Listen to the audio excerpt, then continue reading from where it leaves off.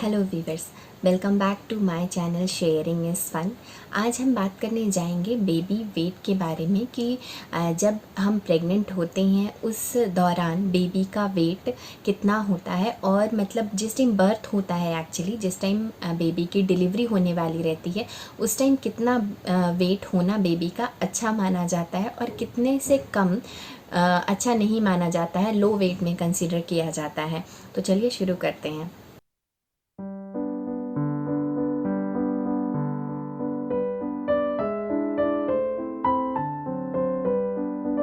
Idol wait की बात करें तो 3 से 4 केजी तक आइडल वेट होता है। उस बीच में अगर बच्चे का वेट है तो वो सही माना जाता है, अच्छा माना जाता है।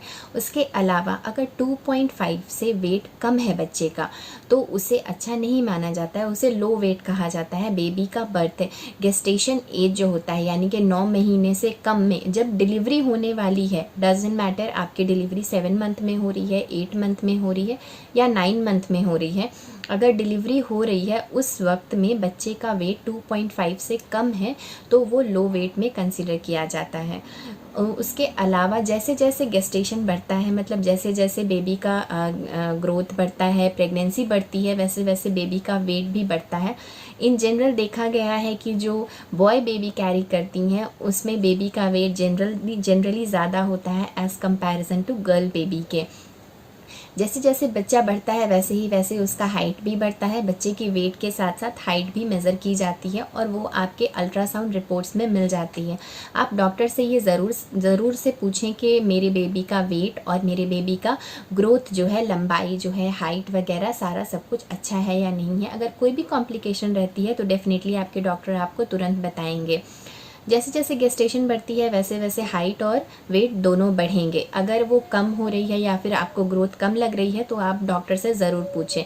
इन जनरल देखा गया है कि लास्ट ट्राइमेस्टर यानी कि 6 मंथ के बाद वेट में और हाइट में, बच्चे की हाइट और वेट में ग्रेजुअली इंक्रीज़ आता है, जल्दी जल्दी बढ़ता है। उसके बाद इनिशियल स्टेज में जनरली बच्चे का वेट और हाइट कम रहता है। तो ये चीज़ आप अपनी प्रेगनेंसी में भी नोटिस करें। और अगर आप मेरी बात करें तो मेरी बेबी जो हुई थी, मैं 3 से 3.5 के बीच में ही थी। मैं एग्जैक्ट फिगर नहीं बताना चाहती हूँ, तो आप अंदाज़ा लगा लिए। 3 से 3.5 के बीच में थी। आइडल वेट था उसका और अच्छा था। मैंने अगर खाने पीने में बात करूँ तो मैं बहुत अलग से कुछ खाती नहीं थी। मुझे अपनी प्रेगनेंसी के दौरान भूख बहुत लगती थी।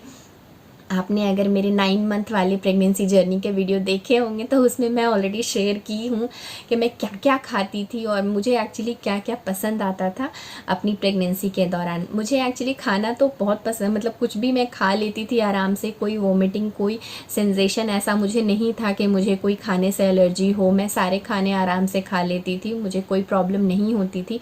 सिंस मैं कोकोनट वाटर लेती थी, ऑलमोस्ट मैं फुल प्रेगनेंसी में कोकोनट वाटर ली हूँ जो आपको नौजिया से वैसे भी प्रिवेंट करता है, उससे आपको नौजिया नहीं आती है। तो मुझे नौजिया का कोई प्रॉब्लम नहीं था। मैं आराम से खाती पीती थी और सोती थी, फुल नींद लेती थी।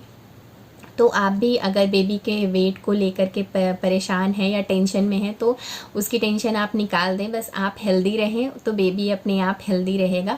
आप उसकी टेंशन ना लें। आप अपने रिपोर्ट्स में हमेशा चेक करते रहें। अगर आप एग्जैक्ट देखना चाहते हैं कि आपके बेबी का वेट अभी सही है या नहीं, तो मैंने फर्स्ट, सेकेंड, थर्ड ट्राइमेस्टर के जो मेरे स्कैन्स हुए थे वो सारे मैंने ऑलरेडी उस पर वीडियोज़ बने हुए हैं। आप चाहें तो वो वीडियोज़ जाकर अपनी मैच कर सकते हैं कि आपके बेबी का वेट जितना होना चाहिए उतना है या नहीं।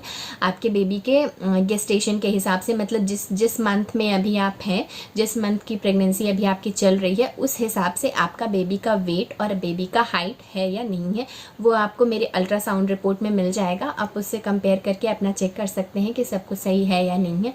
अगर आपको कुछ डिफरेंस लगे या फिर आपको कम या ज़्यादा लगे तो आप अपने डॉक्टर से ज़रूर कंसल्ट करें, उनसे पूछें कि इसकी वजह से कोई कॉम्प्लिकेशन तो नहीं हो सकती है।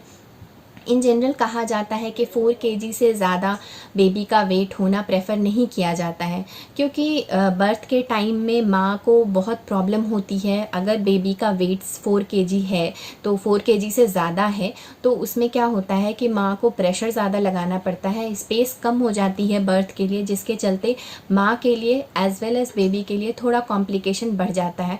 ये नहीं कहेंगे कि उसमें नॉर्मल डिलीवरी होती नहीं है, होती है। नॉर्मल डिलीवरी उस केस में भी होती है। मैंने उन्होंने अपने एक्सपीरियंस में, मेरी जो नेबर हैं उनके केस में ऐसा हुआ था, उन्होंने मुझसे शेयर किया था ये बात। उनके केस में ऐसा हुआ था कि उनकी बेबी का वेट ज़्यादा था और उन्होंने नॉर्मल डिलीवरी की थी, पर कॉम्प्लिकेशन रहती है। उसके बाद एक्चुअली ब्लीडिंग जो है वो बहुत ज़्यादा होती है और मदर बहुत वीक हो जाती हैं और बाकी भी और कॉम्प्लिकेशंस आते हैं। इसलिए जनरली प्रेफर किया जाता है कि बेबी का वेट 4 kg से ज़्यादा ना हो।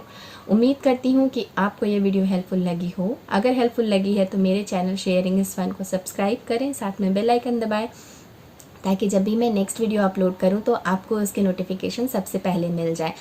अगर आपको ये वीडियो अच्छी लगी है तो मुझे कमेंट करके बताएं कि आपको ये कैसा लगा है। मैं बहुत खुश होंगी अगर आप कमेंट करके बताएंगे कि आपको कैसा लगा, आप क्या सजेस्ट करती हैं और आपके बेबी का वेट कैसा है। और मेरे वीडियो को लाइक करें, शेयर करें। मिलते हैं आपसे नेक्स्ट वीडियो में, तब तक के लिए स्टे सेफ, स्टे हेल्दी।